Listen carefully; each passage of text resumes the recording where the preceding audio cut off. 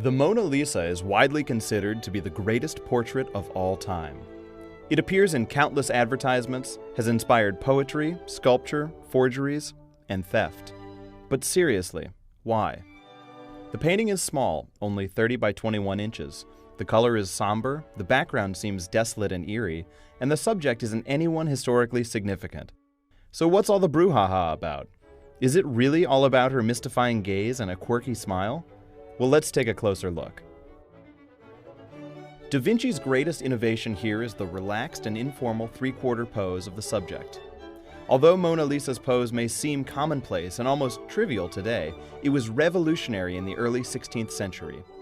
Prior portraits were stiff and contrived and mainly consisted of profiles. This pose established a new style of portrait painting that is still the de facto standard today, over 500 years later. The pyramidal composition of the portrait is also a Da Vinci innovation. Notice the wide base of the painting, which appears heavier than the top. Mona Lisa's hands form the front corner of the pyramid. Your eye is drawn to the top of the painting in that infamous enigmatic smile. Furthermore, most portraits of the time were full length. Da Vinci's more intimate cropping was immediately imitated by masters such as Raphael. Sfumato is Italian for blended, with connotations of smoky. Leonardo coined the term to explain his technique of layering translucent layers of color to create the appearance of depth, volume, and form. The blending of colors becomes so subtle that the gradations are hardly perceptible. The area around her eyes, as well as her hair and her scarf, have a semi-translucent, smoky feel that give the painting a sense of movement.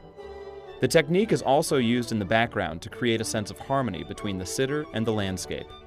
Keep in mind that this was a completely new technique that added a sense of realism that was utterly unparalleled in its time.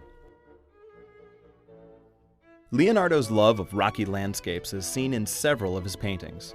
Of note here is how the two landscapes on either side of Mona Lisa's head are a physical impossibility. The landscape on the left is noticeably lower than the landscape on the right. This is also one of the first portraits to use an imaginary landscape. Lastly, the fact that the background becomes hazier and more out of focus as distance increases was a major breakthrough that added to the realism of the painting. Paintings of this time created equal levels of detail in the foreground and background. Most experts agree that overzealous cleaning removed the eyebrows, which were added after the paint dried. Regardless, poor cleaning techniques definitely caused the greenish hue of her skin tone. However, Leonardo was known for more somber color palettes than his contemporaries. Da Vinci's extensive anatomical dissections of over 30 cadavers led to his incredibly accurate depiction of these delicate and beautiful hands. These half-circular forms are the bases of pillars on either side of an open loggia. Copied sketches by Raphael prove that part of the painting was lost when it was removed from its original frame. Who is she? Experts disagree, but she is most likely Madonna Lisa di Antonio Maria Gherardini, wife of wealthy Florentine Francesco del Giocondo, who commissioned the painting in 1503. Da Vinci probably never finished the commission, as parts of the painting were likely painted as late as 1510. Like many great portrait painters, he probably walked a fine line between accurate representation and flattery. Perhaps he then began to infuse his own views of ideal beauty into the subject. Leonardo never finished the commission, and it is said that he traveled with the painting in order to show off his talents.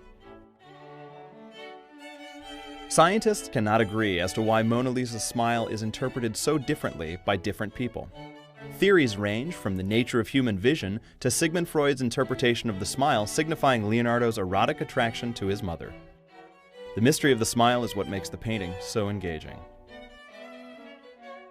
This work introduced several revolutionary painting techniques, displayed a supreme mastery of technique by its artist, and continues to inspire intrigue in many who view it. It is safe to say that Leonardo's masterpiece will likely remain as one of the greatest portraits of all time.